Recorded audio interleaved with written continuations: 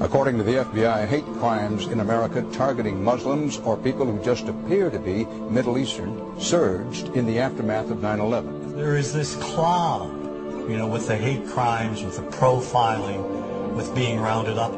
Again, I think this illustrates the power of film, that in spite of the reality, in spite of the material that we know to be true, we still embrace the mythology. The mythology is still a part of our psyches. Stereotypes take a long time to wither away. And for many of us, we're comfortable with our prejudices. We don't want to change. We've grown accustomed to this face.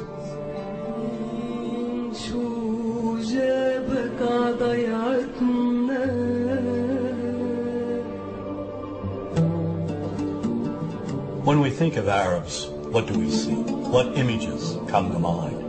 Do we see actual people? People who, despite real cultural or geographical differences, do pretty much the same things that we do. When we think of Arab women, what images come to mind? Do we see women who laugh and play and who adore their children? Women who work in the home as well as outside?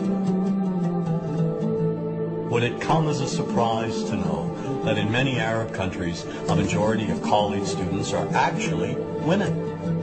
What's our immediate image of Arab men? Do we see loving fathers?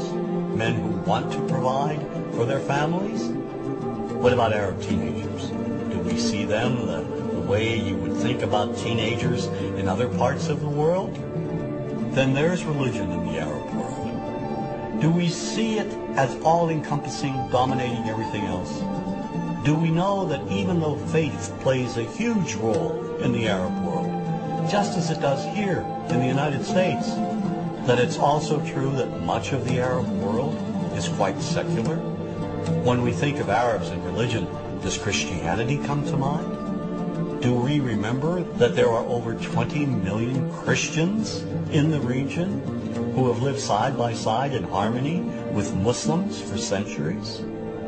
To their credit, some filmmakers have shown Arabs and American Arabs in all their complexities. An excellent way to shatter a stereotype is through laughter, through comedy. So we have comedians. Comedians have done this historically. Black comedians, Jewish comedians. So we see Arab comedians doing this, and this is one way to release the tension. Here's my credit card. True story. Guy behind the counter picked up my credit card, sees the envelope card, looks at me all weird. He's like, "Hey, buddy, what kind of name is that?"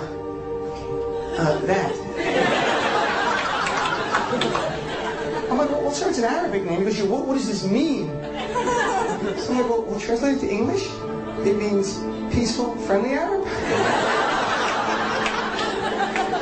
But he's not happy. He goes, "Yeah, what Arab country is your family from?" Turns out the most peaceful, popular one that he would like. So I'm like, "We're from the same Arab country that Aladdin is from."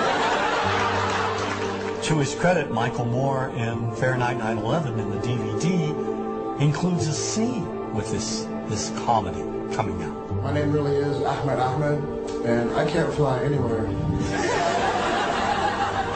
All you white people have it easy. You guys get to the airport like an hour, 2 hours before your flight. It takes me a month and a half.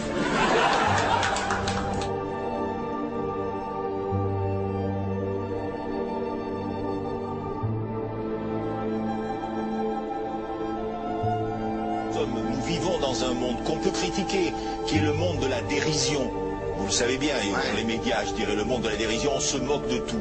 Le fait que ça se fasse me satisfait. Parce que ça veut dire que nous avons, qu'on est libre, peu à peu... Il faut qu'on soit beaucoup plus sage que ça, qu'on rentre pas dans ces provocations. Et c'est pour ça que... C'est l'autocensure, ça, Jamel. Tu comprends ce que je veux dire? Si on commence à pas faire de dessin pour pas choquer les musulmans, non, c'est de l'autocensure. C'est la fin de la liberté d'expression. Pour moi, la liberté d'expression, la liberté d'expression et le respect font partie, sont mariés ensemble.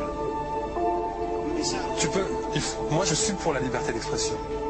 Mais si je vais blesser une personne, pourquoi blesser la personne? Non, mais si moi j'ai envie de faire une caricature sur Mahomet ou sur un rabbin ou sur Jésus-Christ, il faut que j'ai le droit de le faire. Tu comprends? C'est ça la France. Quand tu sais que tu vas blesser 10 millions de personnes, pourquoi tu vas les blesser?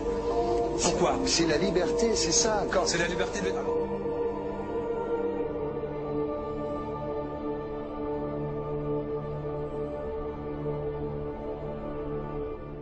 Ouais. tout seul. Vous pensez pas que c'était à vous de vous excuser, non? En disant le sketch n'était pas très drôle, je suis désolé si j'ai blessé des gens, voilà, excusez-moi, voilà, c'est une connerie, c'est Mon travail. Mais vous referiez pas le même sketch quand même? Mais le spectacle que je fais reprend en grande partie les lignes de ce sketch. Mais il y a un truc que je comprends pas sur cette affaire, c'est qu'à aucun moment vous avez senti le besoin de vous excuser et que vous en avez rajouté. C'est tellement surprenant, c'est tellement inadmissible que j'en suis choqué. Voilà. Dans un pays où on peut parler, on peut s'exprimer. Et là, pourquoi tout d'un coup, sur un sujet, on ne pourrait pas s'exprimer sur ce sujet? Vous savez bien pourquoi on ne peut pas s'exprimer. Pourquoi? Parce que dans ce pays, on a envoyé pendant la guerre des juifs dans des chambres à gaz et que ça crée un petit problème quand même. Vous voyez ce que je veux dans ce dire? pays, on a envoyé pendant 400 ans des centaines de millions de Noirs. Il y a eu 400 ans d'esclavage. Et pourtant, ça n'a pas empêché Michel Leb de faire un sketch qui m'a fait marrer. Où il faisait un noir, et à la fin, il faisait un singe. Et en parlant des narines, en parlant des lunettes. En tout cas, lui, il n'a pas été interdit d'exercer son travail. Il a même eu la Légion d'honneur. Quelqu'un qui a toute sa famille qui a été exterminée dans un camp de concentration et qui voit quelqu'un à la télé qui dit Israël. Vous vous rendez compte? Je ne sais pas. Non, pas. Il y a des moments où même si on connaît les gens, même si on les a invités, on leur... Et c'est pour ça que... C'est l'autocensure, ça, Jamel. Tu comprends ce que je veux dire? Si on commence à pas faire de dessin pour pas choquer les musulmans... Non, si on fait... Pour moi, c'est de l'autocensure. C'est la fin de la liberté d'expression. Pour moi, la liberté. Et là, pourquoi tout d'un coup, sur un sujet, on ne pourrait pas s'exprimer sur ce sujet? Vous savez bien pourquoi on ne peut pas s'exprimer. Pourquoi? Parce que dans ce pays, on a envoyé pendant la guerre des juifs dans des chambres à gaz et que... Deux poids, deux mesures. La liberté pour tout le monde. C'est-à-dire? La liberté pour tout le monde. Il y a une personne comme Dieudonné qui a fait un rabbin, enfin qui a fait un colon juif, etc. Tous ces DVD ne sont plus dans les pactes. On l'empêche de venir, on l'empêche médiatiquement, on ne le voit plus. Alors que lui, c'est un comique. Plusieurs lois qui ont été faites contre l'antisémitisme. Et moi, je fais un appel aujourd'hui de faire une loi contre l'islamophobie.